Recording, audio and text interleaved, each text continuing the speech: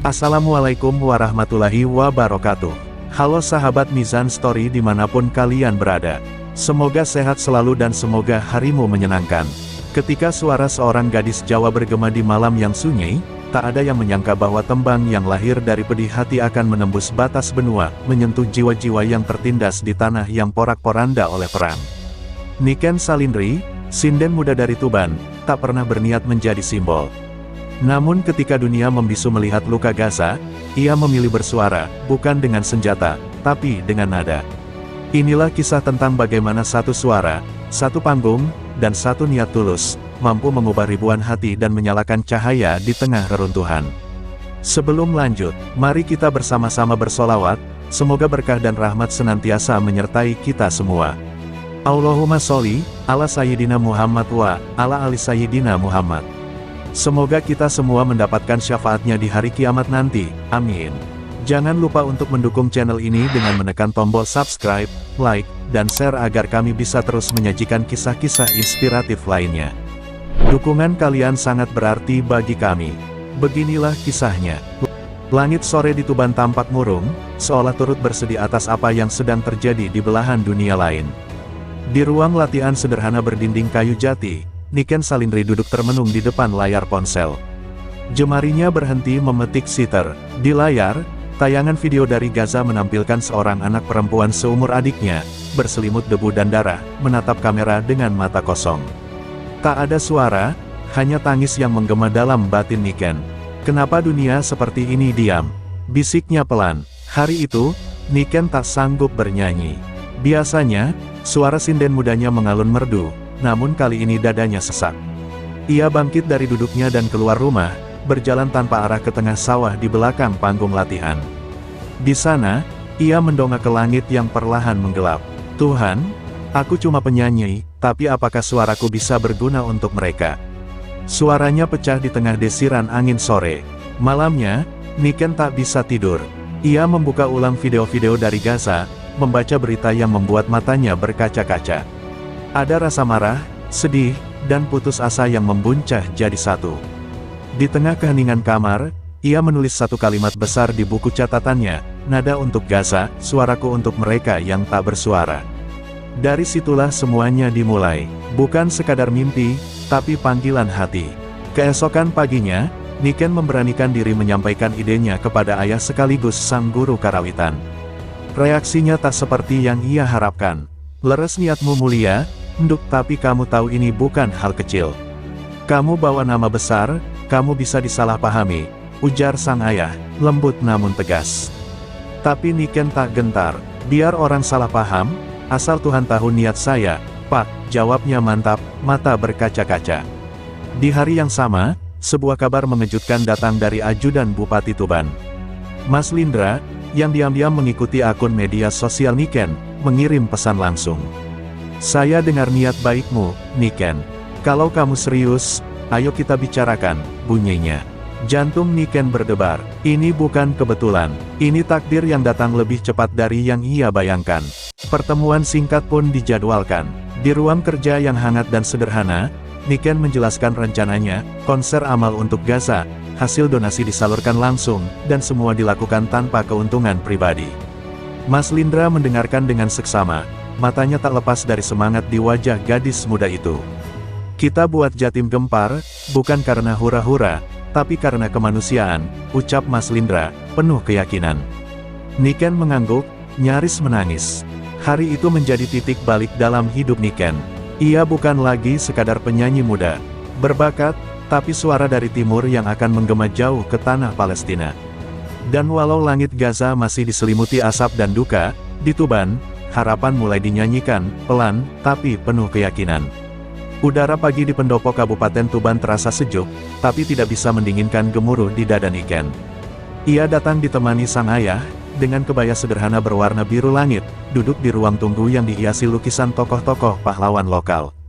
Langkah-langkahnya terasa berat, namun niat di hatinya jauh lebih kuat. Hari itu, ia akan berbicara langsung dengan seorang pemimpin daerah, bukan untuk meminta panggung, tapi untuk sebuah panggilan nurani, Gaza. Mas Lindra, bupati muda dengan gaya kepemimpinan merakyat, menyambut mereka hangat. Tanpa basa-basi, Ia membuka percakapan, saya tahu kamu bukan cuma penyanyi. Suaramu sudah jadi kekuatan banyak orang. Tapi hari ini, kamu ingin lebih dari itu, ya. Niken menunduk hormat, lalu mulai menceritakan semuanya, tentang malam-malam yang ia habiskan menonton kabar dari Palestina, tentang mimpi membuat konser amal, dan tentang keyakinannya bahwa suara bisa menggerakkan hati yang paling beku sekalipun. Di tengah cerita Niken, Mas Lindra terdiam sejenak. Tatapannya menerawang. Tahun lalu, saya pernah ke perbatasan Rafah sebagai bagian dari delegasi ASEAN, katanya lirih. Saya lihat sendiri, anak-anak yang kehilangan keluarga, rumah, bahkan sekolah. Waktu itu saya janji dalam hati, suatu hari saya akan kembali, tapi dengan membawa sesuatu yang nyata. Mungkin, ini jawabannya. Suasana hening. Niken dan sang ayah saling berpandangan. Sebuah kesadaran mengalir, mereka tidak sendiri. Pertemuan itu menjadi sakral. Di atas meja kayu tua itu, dua generasi bersatu dalam niat kemanusiaan. Mas Lindra berdiri, lalu mengulurkan tangan pada Niken. Kita mulai dari Tuban, tapi gaungnya harus terdengar sampai Gaza. Aku akan bantu dengan logistik, izin, keamanan, dan bahkan, penggalangan dana nasional. Tapi kamu, Niken, kamu yang harus memulai dengan nyanyianmu. Tangan mereka berjabat erat, disaksikan cahaya matahari pagi yang menembus jendela. Setelah pertemuan itu, langkah-langkah cepat mulai diambil. Proposal disusun, tim dibentuk, dan tanggal konser ditentukan, tanggal 19 April sebulan dari hari itu. Namun, tidak semua menyambut dengan tangan terbuka. Media mulai berspekulasi. Ada yang menuduh aksi ini hanya pencitraan politik. Ada pula yang meremehkan, apa bisa sinden kecil mengguncang dunia. Tapi Niken diam. Ia tahu bahwa niat baik selalu diuji oleh suara-suara sumbang. Di tengah badai komentar negatif, datang dukungan tak terduga. Para seniman lokal mulai mengirim pesan dukungan. Grup-grup karawitan dari Blitar, Malang, bahkan Banyuwangi menawarkan diri ikut tampil tanpa bayaran. Niken menangis saat menerima voice note dari seorang anak pengamen yang berkata, "Mbak Niken, kalau boleh, saya mau nyanyi juga. Nggak bisa banyak, cuma ingin bantu." Satu demi satu, suara kecil itu menjadi gelombang. Dari pendopo kecil di Tuban, lahirlah sebuah gerakan yang tak lagi milik Niken atau Mas Lindra saja. Ini menjadi milik semua orang yang percaya bahwa seni bukan hanya tentang suara dan panggung, tapi juga tentang keberanian menyalakan harapan di tengah kegelapan. Dan di balik semua itu, takdir terus bekerja diam-diam, mempertemukan mereka yang siap berjuang demi cinta dan kemanusiaan. Pagi itu, langit Surabaya disapu jingga, tapi media sosial lebih cepat membakar suasana. Poster digital bertuliskan, "Nada untuk Gaza, konser kemanusiaan oleh Niken Salindri, menyebar bak api di musim kemarau." Wajah Niken yang mengenakan kebaya dan memegang siter terpampang dengan latar siluet Masjid Al-Aqsa. Hanya butuh waktu 3 jam sebelum tagar-tagar Jatim Peduli Gaza melesat jadi trending. Jawa Timur benar-benar gempar, tapi bukan karena skandal atau politik, melainkan karena suara hati yang berani menggema. Di balik layar, Niken duduk di sudut ruangannya, menatap notifikasi yang terus berdenting. Ribuan komentar masuk. Akhirnya ada artis yang benar-benar peduli, tulis seorang warganet. Tapi tak semua manis. Ada juga yang mengejek, nyanyi sinden mana bisa bantu Palestina. Caper doang. Komentar itu menusuk, tapi tak melumpuhkan. Niken hanya menutup mata, lalu mulai memetik sitar, menyanyikan tembang macapat lirih, seakan menjawab semuanya lewat nada. Sementara itu, Mas Lindra bekerja tak kenal waktu. Ia memimpin rapat demi rapat bersama Dinas Sosial, Kepolisian, bahkan LSM Internasional. Konser ini bukan hanya panggung, tapi gerbang solidaritas, tegasnya di hadapan timnya. Ia tahu resikonya besar. Salah satu ajudannya bahkan memperingatkan, "Pak, banyak yang tidak suka. Mereka bilang Anda terlalu ikut campur." Tapi Mas Lindra hanya menjawab tenang, "Kalau kepedulian dianggap ikut campur, maka biar saja saya terus mencampuri luka-luka dunia." Respons publik meluas di luar dugaan. Mahasiswa dari Universitas Brawijaya membuat mural bergambar Niken memeluk bendera Palestina. Komunitas pesantren di Jombang mengadakan istighasah dan menggalang dana. Bahkan grup-grup marching band SMA mulai berlatih untuk ikut pawai pembuka.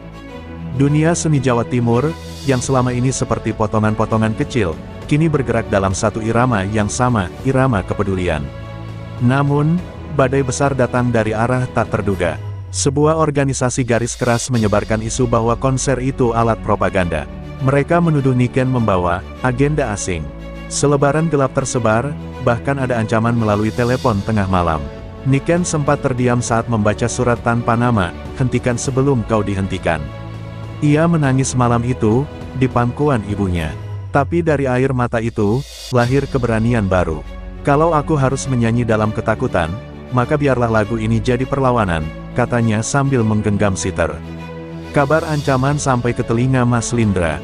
Ia segera memperketat keamanan, tapi juga menunjukkan sikap tegas.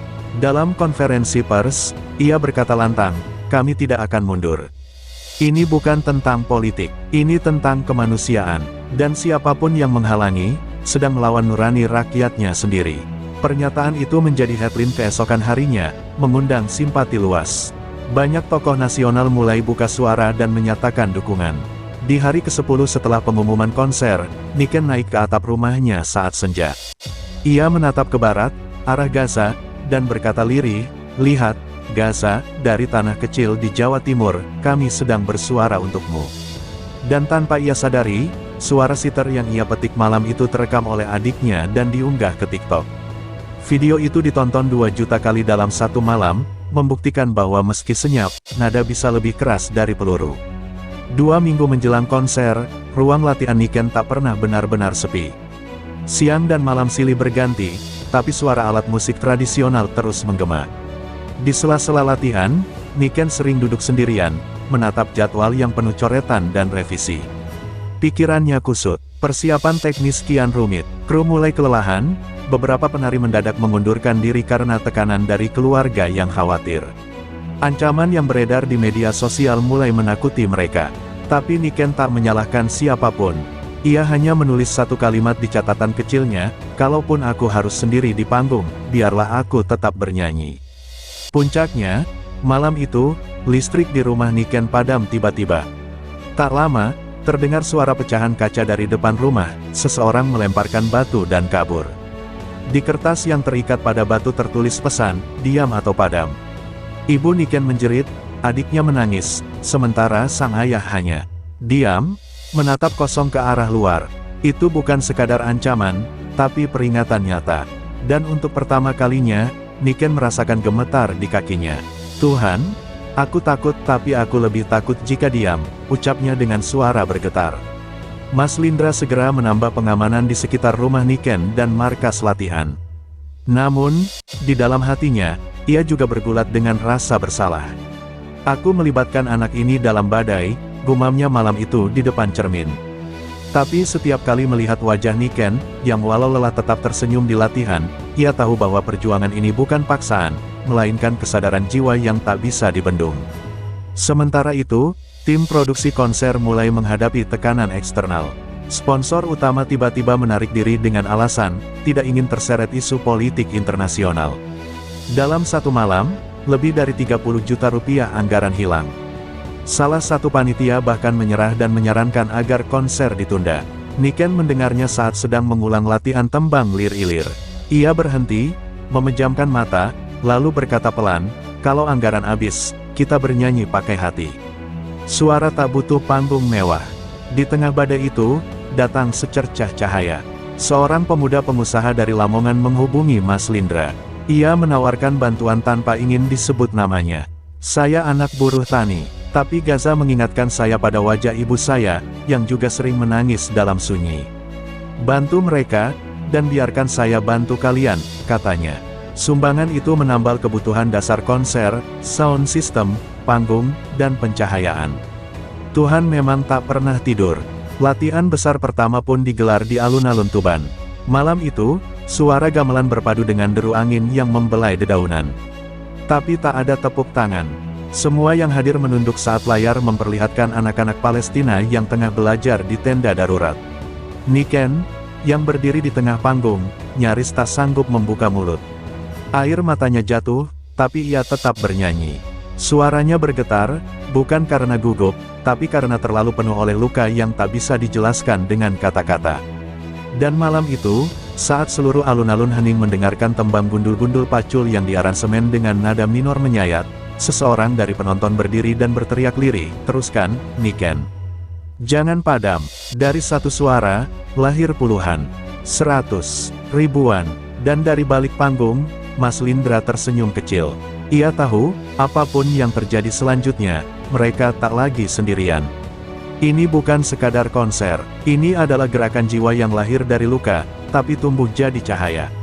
Tanggal 19 April tiba dengan langit mendung. Sejak pagi, warga Tuban dan kota-kota sekitarnya mulai berdatangan. Alun-alun yang biasanya menjadi tempat bermain anak-anak kini berubah jadi lautan manusia. Kamera media nasional berjejer, wartawan berlalu lalang, dan relawan sibuk membagikan pin bertuliskan nada untuk Gaza. Di balik panggung, Niken memandangi cermin. Ia mengenakan kebaya putih bersulam benang emas, dengan selendang merah tua melingkari pundaknya. Tapi bukan kecantikan yang terpancar dari matanya, melainkan keteguhan yang lahir dari luka-luka yang ia peluk dalam diam. Pukul 19 tepat, lampu panggung padam total. Dalam gelap, hanya suara detak jantung penonton dan desir angin yang terdengar. Lalu, perlahan, layar besar menayangkan video anak-anak Gaza, tertawa, menangis, berdoa, dan bersembunyi.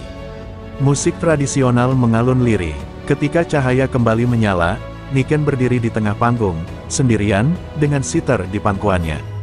Ia menatap penonton dan berkata, "Malam ini, suara saya bukan untuk didengar, tapi untuk dirasakan, oleh mereka yang bahkan tidak tahu siapa saya, tapi tahu arti kehilangan." Tembang pertama dimulai, dan Danggula dalam versi aransemen minor. Suara Niken mengalun, penuh luka, penuh cinta. Penonton terdiam, sebagian mulai menangis. Tembang kedua, Pangkur, dibawakan dengan latar video rumah-rumah yang runtuh di Gaza. Di barisan depan, seorang ibu memeluk anaknya yang bertanya polos, "Bu, kenapa Mbak Niken sedih?" Sang ibu tak menjawab, hanya menggigit bibirnya dan menangis lebih keras. Kemudian, panggung tiba-tiba berubah gelap. Dari belakang, muncul barisan anak-anak karawitan dari berbagai kota di Jawa Timur, semua mengenakan baju serba hitam, membawa alat musik tradisional. Mereka membentuk lingkaran di sekitar Niken dan mulai memainkan irama gambu, ritme lambat yang biasa digunakan untuk mengiringi kisah perpisahan atau kematian. Niken berdiri, meletakkan sitar, dan mulai menyanyi tanpa iringan. Suaranya menggema, dan seisi alun-alun sunyi. Tak ada lampu sorot, hanya nyala lilin dari penonton yang mereka pegang sendiri, lautan cahaya kecil yang bergetar ditiup angin. Tiba-tiba, di pertengahan lagu, Niken berhenti. Suaranya pecah. Ia menutup wajah dengan kedua tangan. Penonton mulai berdiri, dan entah siapa yang memulai, satu suara meneriakkan, "Teruskan, Niken." Disusul ribuan yang lain, meneriakkan nama sang sinden muda. Dengan air mata yang belum kering, Niken mengangkat kepala, membuka tangan, dan menyanyikan tembang penutup, "Ilir-ilir," yang malam itu tak lagi terdengar riang, tapi menjadi doa dalam nada. Usai lagu terakhir, layar besar menampilkan data donasi malam itu, lebih dari 1 miliar rupiah terkumpul dari seluruh penjuru negeri, dalam waktu kurang dari 2 jam. Mas Lindra naik ke panggung, menyalami Niken yang masih terisak. Ia tak berkata banyak, hanya memegang pundak sang gadis dan berbisik, "Ini bukan akhir. Ini baru awal." Sementara itu, dari sudut penonton, seorang pria tua yang mengenakan peci dan gamis lusuh berdiri dan menengadah. "Ya Allah, masih ada suara-suara yang kau pilihkan untuk menjadi pelita." Dan malam itu, langit Tuban yang tadinya mendung, terbuka perlahan. Hujan turun pelan, bukan badai, tapi gerimis hangat yang terasa seperti berkah. Penonton tak beranjak, mereka tetap berdiri di bawah gerimis, memandang panggung tempat seorang gadis Jawa bernama Niken Salindri telah membuktikan bahwa nada, jika lahir dari hati, bisa menembus batas, bahkan sampai ke tanah yang dipenuhi puing dan doa Gaza. Beberapa hari setelah konser, suasana di rumah Niken berubah sunyi. Bukan karena kesepian, tapi karena semua terasa seperti mimpi. Donasi yang terkumpul mencapai angka yang tak pernah ia bayangkan. Namun di balik keberhasilan itu, ada pertanyaan besar yang terus berputar dalam benaknya, apakah uang ini benar-benar akan sampai ke tangan mereka yang membutuhkan? Apakah suaraku cukup untuk menyentuh tanah Gaza? Dan di saat pertanyaan itu mulai menyiksa, datang telepon dari Mas Lindra yang langsung mengubah segalanya. "Kita berangkat ke Mesir. Dari sana, kita akan bawa bantuan ke perbatasan Rafah." Niken terpaku. Ia tidak pernah bepergian sejauh itu. Bahkan keluar Jawa pun hanya beberapa kali. Namun, suara dalam hatinya tak memberi ruang ragu. Ia pun mengiyakan, meski ibunya sempat menangis ketika mendengar rencana itu. "Nak, kamu bukan tentara, kamu hanya penyanyi. Kenapa kamu harus ke sana?" Tapi Niken menggenggam tangan ibunya dan menjawab dengan lirih, "Justru karena aku penyanyi, Bu. Mereka tak butuh senjata, mereka butuh suara, butuh hati yang datang dengan damai." Perjalanan ke Gaza bukan seperti yang dibayangkan banyak orang. Saat tiba di Kairo, suasana begitu tegang. Bersama Mas Lindra dan perwakilan kemanusiaan dari Indonesia, Niken menyaksikan proses verifikasi yang panjang, keamanan yang ketat, dan tekanan diplomatik yang tak terlihat oleh publik. Bahkan sebelum bisa menginjakkan kaki di Rafah, mereka harus menunggu 2 hari penuh di tenda perbatasan, tidur beralaskan karpet tipis, makan seadanya, dan mendengar suara bom yang jauh tapi nyata. Di hari ketiga, izin khusus akhirnya keluar. Mereka diantar ke wilayah distribusi bantuan di Khan Younis, wilayah yang hancur parah. Niken tak pernah menyangka akan menyaksikan kehancuran semacam itu, gedung-gedung menjadi debu, suara anak-anak bukan tawa tapi tangis, dan orang-orang berjalan tanpa arah dengan mata kosong. Saat seorang anak perempuan berusia 9 tahun mendekatinya dan memeluk erat tanpa berkata sepatah pun, Niken tak sanggup menahan air mata. Ia tak paham bahasa sang anak, tapi luka adalah bahasa universal. Niken diminta untuk tampil sebentar di tenda pengungsian sebagai bentuk solidaritas budaya. Ia membawa sitar kecil yang dibelikan Mas Lindra di Kairo. Malam itu, di bawah cahaya lilin dan dinding robek yang tak sepenuhnya bisa melindungi dari dingin, Niken menyanyikan Pucung, tembang tentang kehilangan dan harapan. Tidak ada tepuk tangan, tapi air mata yang jatuh dari wajah para ibu dan anak-anak di depan panggung darurat itu menjadi penghargaan yang lebih dalam dari semua tepuk tangan di dunia. Usai konser kecil itu, seorang lelaki tua mendekatinya. Ia adalah guru sastra Arab di Gaza, kini kehilangan semua murid dan rumahnya. "Suaramu bukan hanya musik, itu doa yang dikirim dengan kejujuran," katanya dalam bahasa Inggris patah-patah. "Kami tidak akan lupa gadis kecil dari negeri jauh yang datang tanpa senjata, hanya dengan suara yang lembut tapi kuat." Niken menunduk dalam, tak sanggup berkata apa-apa, karena malam itu, suaranya sendiri telah mengalahkan segala kata. Ketika akhirnya Niken kembali ke Indonesia, tubuhnya lelah tapi hatinya penuh. Ia tak hanya membawa foto-foto atau dokumentasi media, tapi membawa cerita, luka, dan harapan dari mereka yang suaranya tak pernah terdengar dunia. Dan sejak saat itu, suara Niken tak pernah lagi sama. Ia telah melihat dunia yang patah, dan memutuskan akan terus bernyanyi, bukan untuk dirinya, tapi untuk mereka yang suaranya tak pernah sampai ke langit. Sekembalinya ke Indonesia, Niken tak lagi sama. Tubuhnya masih muda, tapi matanya menyimpan kedewasaan yang lahir dari luka-luka yang ia saksikan langsung. Ia tak banyak bicara kepada media, meski ribuan undangan wawancara membanjiri ponselnya. Ia memilih diam, bukan karena enggan bercerita, tapi karena tahu, kisah yang ia bawa bukan miliknya seorang. Itu adalah milik mereka yang masih menggenggam harapan di balik puing-puing Gaza. Mas Lindra pun turut berubah. Ia tak lagi sekadar bupati, di mata rakyatnya, ia menjadi simbol keberanian yang berakar dari empati. Tapi ia sendiri merasa kecil. "Apa yang kita lakukan belum cukup," ucapnya saat memimpin rapat evaluasi bantuan. Ia mulai menggagas program jangka panjang, beasiswa untuk anak-anak Palestina, kerjasama kemanusiaan lintas daerah, bahkan kurikulum seni untuk mengajarkan anak muda tentang solidaritas global. "Kalau mereka tak bisa ke Gaza, maka kita bawa Gaza ke hati mereka," katanya. Namun tidak semua pihak senang dengan popularitas mendadak yang menyelimuti Niken dan Mas Lindra. Isu miring kembali merebak, bahwa konser hanyalah panggung politik, bahwa Niken dimanfaatkan. Bahkan beredar video yang memelintir penampilannya, menyebutnya sebagai sinden pembawa propaganda. Niken hampir goyah. Di kamar, ia menangis, bukan karena dihina, tapi karena suara kebaikan ternyata tetap bisa dipelintir oleh kebencian. Dalam keheningan itu, sebuah surat datang. Dikirim dari perbatasan Rafah oleh seorang relawan. Di dalamnya, hanya ada foto anak-anak pengungsi yang sedang belajar sambil memegang buku bertuliskan huruf Jawa. Di balik foto, ada tulisan tangan, "Terima kasih telah membawa kami ke dunia yang belum pernah kami kenal." Dunia harapan. Niken mencium foto itu dan tahu, apapun yang terjadi, ia tak boleh berhenti. Ia mulai melakukan konser kecil di berbagai desa, membawa pesan Gaza bukan sebagai berita duka, tapi pelajaran tentang kemanusiaan. Ia menyanyi di pesantren, sekolah, bahkan pasar tradisional. Setiap kali ia naik ke panggung, bukan gemerlap lampu yang mengiringi, melainkan tatapan penuh tanya dari mereka yang selama ini jauh dari berita luar negeri. Dan Niken menjawabnya bukan dengan ceramah, tapi dengan lagu. Di sela-sela itu, ia mulai menulis sebuah buku berjudul Nada yang Menembus Puing. Isinya bukan kisah tentang dirinya, tapi tentang mereka yang ia temui, anak yatim yang masih bisa tersenyum, ibu yang menyelamatkan Al-Quran dari reruntuhan, relawan yang tak pulang bertahun-tahun. Buku itu menjadi cermin bagi siapapun yang membacanya, bahwa kemanusiaan tidak mengenal batas bahasa maupun budaya. Dan malam itu, saat angin Jawa berhembus pelan di beranda rumahnya, Niken kembali memainkan sitar. Tak ada penonton, tak ada panggung, hanya dirinya dan malam. Tapi suara itu tetap indah, karena kini, ia tak bernyanyi untuk didengar. Ia bernyanyi agar luka-luka dunia tetap diingat. Suaranya telah menjadi nyala, dan nyala itu tak akan pernah padam. Tahun berganti, konser peduli Gaza telah lama usai, tetapi gaungnya masih terasa hingga pelosok negeri.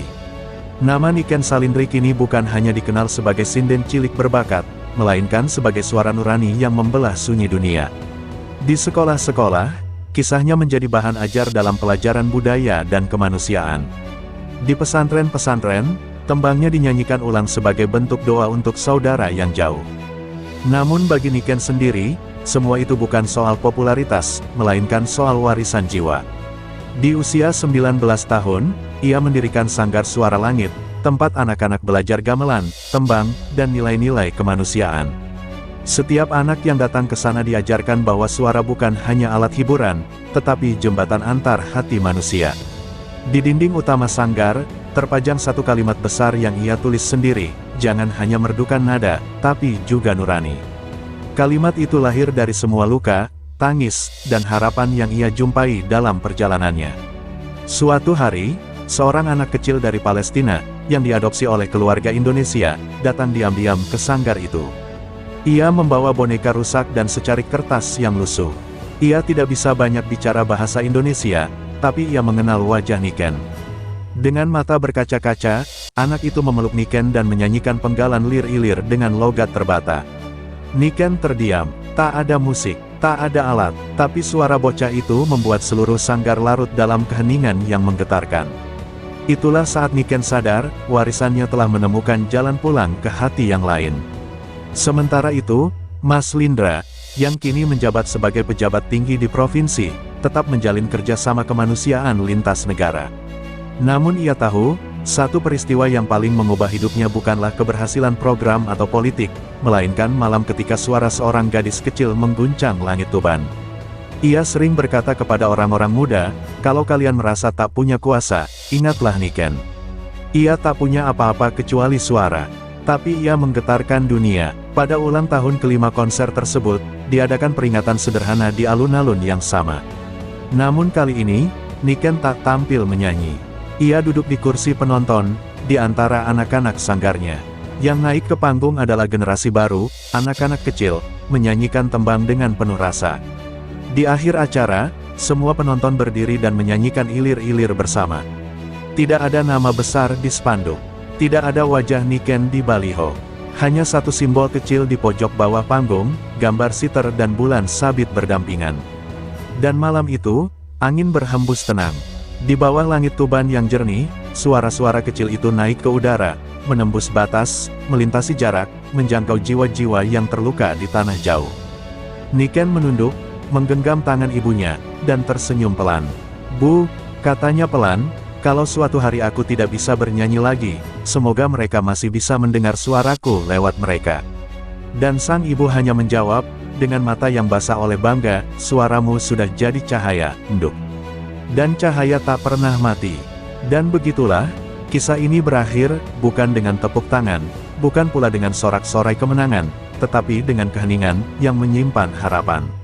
Niken Salindri telah membuktikan bahwa di tengah dunia yang bising oleh amarah dan senjata, masih ada ruang bagi kelembutan untuk berbicara, bagi nada untuk menyembuhkan, dan bagi suara hati untuk menjembatani luka kemanusiaan. Dari panggung kecil di Jawa Timur hingga perbatasan Gaza, ia tidak hanya menyanyikan tembang, ia menyampaikan doa.